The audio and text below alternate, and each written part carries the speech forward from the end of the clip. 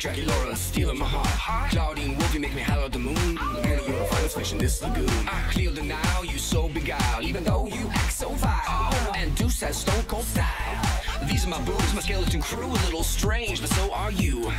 Don't you wanna be a monster too?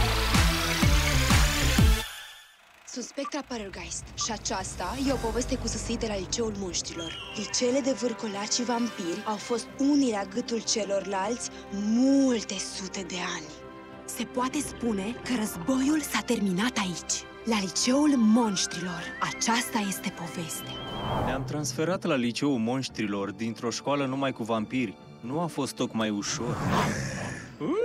Ce miroși! Poate e timpul să încep să folosești săpun și apă în loc de limbă.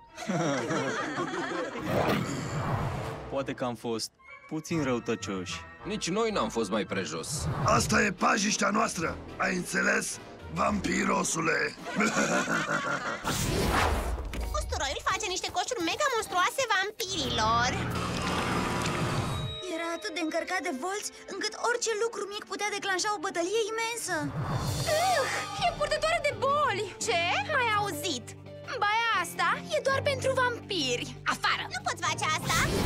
Te-am văzut mărâind la vampirul acesta? Nu-ți uita locul sau îți arăt eu ție. S-a înțeles?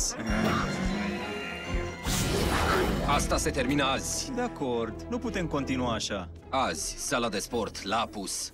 Adună-ți toată puterea. Câștigătorul preia școala. Dar ceea ce ne face unici la Liceul Monștrilor ne aduce împreună. Și lucrând împreună, putem cuceri adevăratul inamic, prejudecățile. Sunt Spectra Parergeist și aceasta a fost povestea cu săsâit de la Liceul Monștrilor. Și în caz că vă întrebați, relațiile dintre vampiri și vârcolaci sunt mai bune ca niciodată. Gheară! Spuneam doar că puteai să mă suni, măcar o dată! Nu aveam deloc semnal în pădure. Puteai să urli, ca de fiecare dată când te uiți la baseball când eu învăț. Deci acum urlu prea tare. Ești drăguț când te înfurii.